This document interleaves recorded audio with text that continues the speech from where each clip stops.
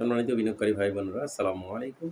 আশা করি আপনারা সবাই ভালো আছেন, শারীরিকভাবে সুস্থ আছেন। আমি আজকে 18ই ডিসেম্বর বৃহস্পতিবার 2025 এই ভিডিও আলোচনা করছি এবং আমার আজকের আলোচনার শিরোনাম হচ্ছে কবে থেকে ফিরবে সেই আকর্ষণীয় বাজার, শেয়ার বাজার। এই শিরোনাম নিয়ে বন্ধুরা আমি আজকে ঢাকা স্টক এক্সচেঞ্জের সামগ্রিক বাজার পরিস্থিতি এবং আগামীর সম্ভাবনা নিয়ে খোলামেলা আলোচনা করতে চাই।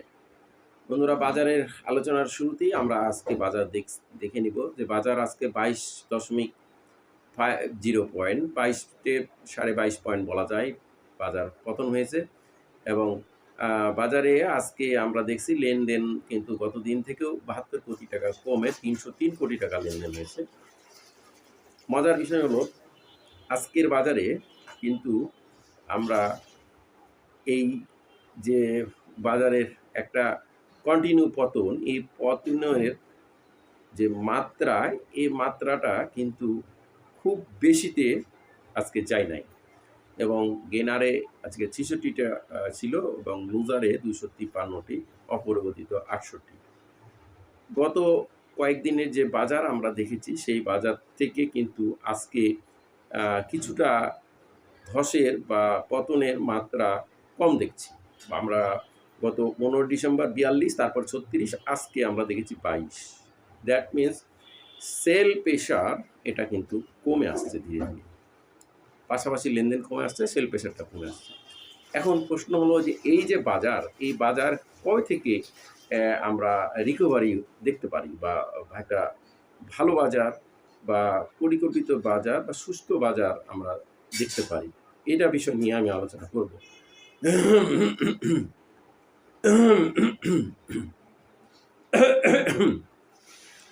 তার পূর্বে আমি আপনাদেরকে একটি বিষয় স্মরণ করে দিতে চাই।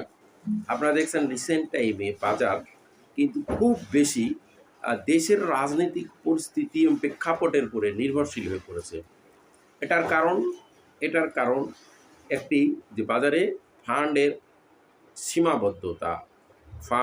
সীমাবদ্ধতা, আইসিবির নিষ্ক্রিয়তা এবং প্রাতিষ্ঠানিক বিনিয়োগ বা বড় বড় স্মার্ট বিনিয়োগ তাদের অবজারভেশন বা সাইডলাইনে চলে যাওয়া বা তাদের পার্টিসিপেশন না হওয়া,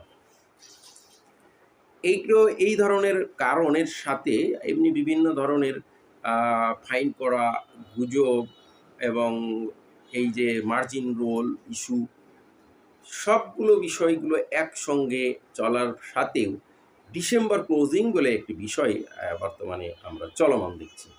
স্বাভাবিকভাবে অধিকাংশ সময় ডিসেম্বর ক্লোজিং বাজার স্লো থাকে, তো এটাও এই বাজারের সাথে ওতপ্রোতভাবে জড়িত আছে এই বিষয়টিও।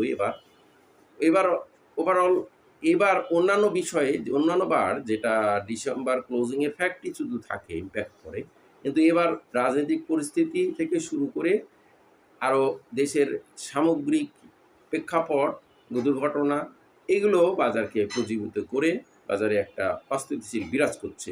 এবং আপনারা দেখবেন গত 4 দিন ধরে বাজার যে নেগেটিভ হয়েছে 49-63 পয়েন্টে, যে বাজার একটা 11 ডিসেম্বর টাচ করেছিল ক্লোজ ভ্যালু, সেই ক্লোজ ভ্যালু থেকে 49-63 থেকে 4831, দ্যাট মিনস 132 পয়েন্টের অলরেডি কিন্তু নেগেটিভ আমরা দেখতে পাচ্ছি।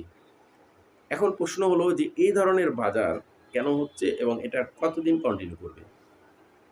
প্রথমেই আমি আপনাদেরকে একটি বিষয় বলতে চাই। আপনারা দেখবেন যখন বাজারে কোনো গ্যামলার বা প্রাতিষ্ঠানিক বিনিয়োগ বা স্মার্ট মানি যখন বাজারে না থাকে, তখন কিন্তু লেনদেন কমে আসে এবং বিভিন্ন রকমের শেয়ারগুলোর সেই হল্টেড, সেলারলেস, এই ধরনের সংখ্যাও কিন্তু কমে আসে, 1-2টি। এগুলো হচ্ছে ব্যতিক্রম ঘটনা। কিন্তু যখন কিনা বাজার ভালো থাকে 30টি, 40টি, 25টি, 20টি, অন্তত 10 থেকে 15টি শেয়ার বা একটা হল্টেড প্রাইসে থাকে বা সেলারলেস থাকে। কিন্তু এই ধরনের বিষয় বেশ কিছুদিন ধরে হচ্ছে না। তার কারণ হলো যে গ্যামলার বা মেকানিজম পার্টি, স্মার্ট ইনভেস্টার বা প্রাতিষ্ঠানিক বিনিয়োগ বা বড় বিনিয়োগকারী, মার্চেন্ট ব্যাংক, ইনস্টিটিউট, এরা কিন্তু চুপচাপ আছে বা ব্যবসাতে এই শেয়ার বাজারে কিন্তু পার্টিসিপেশনে নাই। এর ফলে বাজারে কিন্তু একটা বিশৃঙ্খলার সৃষ্টি হয়েছে এবং একটা বলা যায় বিশৃঙ্খলা এবং বলা যায় একটা বিজিকিত্তি অবস্থা একটা দুর্বল ব্যবস্থাপনা, দুর্বল বাজারে পরিণত হয়েছে। সামান্য যে কোনো ঘটনাতেই বাজার একটা ক্র্যাক হচ্ছে। এটার কারণ ফান্ড না থাকা, ফান্ডের প্রতুলতা এবং সাইড লাইনে অবজারভেশনে বা স্মার্ট বিনিয়োগকারীদের পার্টিসিপেশনে না হওয়া।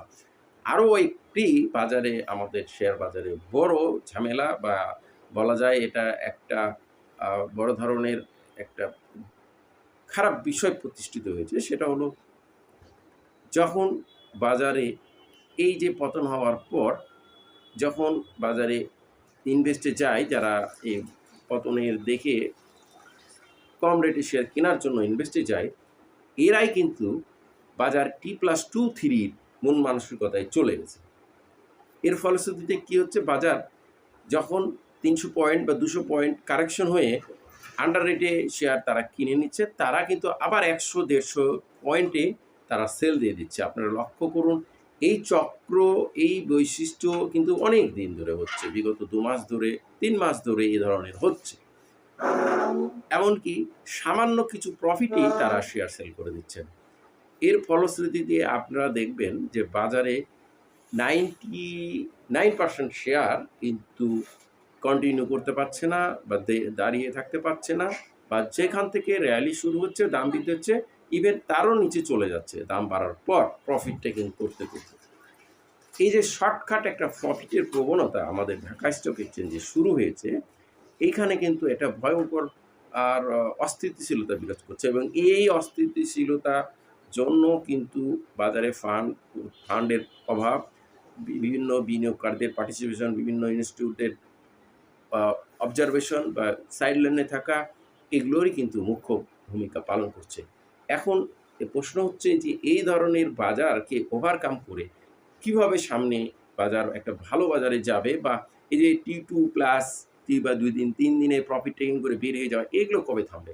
এখন বিষয় হলো, এগুলো বর্তমানে যে রাজনৈতিক পরিস্থিতি হচ্ছে, নির্বাচন, ইতিপূর্বে আমরা নির্বাচনের শিডিউল নিয়ে অনেক আতঙ্কিত ছিলাম, শিডিউল তো ঘোষণা হয়ে গেছে, তো কেন বাজার ডাউন না?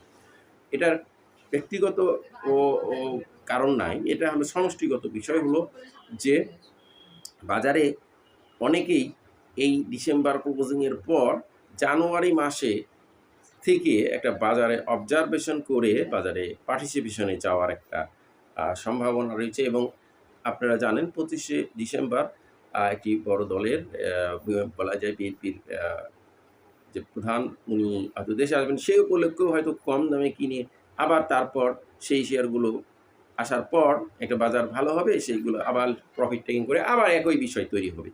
এ ধরনের বিষয়গুলোর শেষ কোথায়? আমি মনে করি এ ধরনের বিষয়গুলো জানুয়ারি মাসে যদি ফুলফিল 1000 কোটি 700 কোটি লেনদেন হয় জানুয়ারি মাসে, যে ডিসেম্বর ক্লোজিং শেষ হওয়ার পর, তাহলে কিন্তু এ ধরনের প্রেক্ষাপটগুলো চলে যাবে। আর যদি আবার ওই একই বিষয় কন্টিনিউ করে, তাহলে এটার ওষুধ, আমি মনে করি ঢাকা স্টক এক্সচেঞ্জের ওষুধ একটাই, সেটা হলো T+2 ইমপ্লিমেন্ট করা। যেহেতু সবাই প্রাতিষ্ঠানিক বিনিয়োগের 99% T+2 T+3 তে তারা মুভমেন্টে যাচ্ছে, কিনা বেচা করছেন এবং বাই সেল করে তারা প্রফিট টেকিং করছেন। সুতরাং সবার ক্ষেত্রেই কিন্তু একই বিষয়টা হলে T0+1 বা T0 কেনার পরে বিক্রয়, এই বিষয়গুলো যদি হয়ে যায়, তাহলে কিন্তু এই ঝামেলাগুলো শেষ হয়ে যাবে। তখন বাজারে একটা ঊর্ধ্বমুখী অবস্থান বা শর্ট প্রফিট সবাই তখন করতে চাইবে। তখন কিন্তু প্রাতিষ্ঠানিক বিনিয়োগকরা তাদের যে বিজনেস স্ট্র্যাটেজি চেঞ্জ করবেন, তখন কিন্তু তারা T+4-5 এ শেয়ারগুলোকে নিয়ে যাওয়ার বা প্রফিটের চেষ্টা করবেন, এবং বাজার বড় হবেন, এবং তারা তখন একটা আস্থার লেভেলে বিনিয়োগে যাবেন। তো বন্ধুরা, আমি আপনাদেরকে অনুরোধ করব, ধৈর্য ধরার বিকল্প নেই। আশার কথা হলো জানুয়ারি মাস থেকে আশা করা যায় ভালো একটা মুভমেন্টের আশা করা যায় ইনশাআল্লাহ, এবং আপ টু সেটা ফেব্রুয়ারি পর্যন্ত যে হওয়ার, নির্বাচন করার পর্যন্ত ভালো হওয়ার একটা সম্ভাবনা জোরালো আছে, সেটাই দেখার বিষয়। আজকে এ পর্যন্ত, সবাই ভালো থাকুন, সুস্থ থাকুন। আসসালামু আলাইকুম।